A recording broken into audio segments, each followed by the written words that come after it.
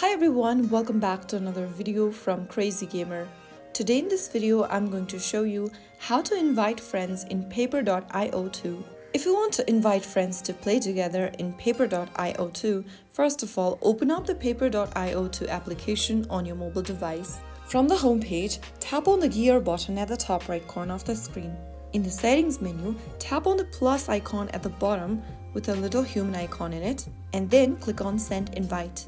Now you can go ahead and copy the invite link by tapping on copy, and you can share the invite link via any messaging application, email or SMS. You can also tap the send invite button and select a friend from your shortcut or choose any other applications from where you want to invite the friend. After selecting their contact, you will see an automated generated link. Tap on the send button to send in the invitation, and once your friend accepts the invites and joins into the game, you'll be able to be friends. And you can also earn rewards by this.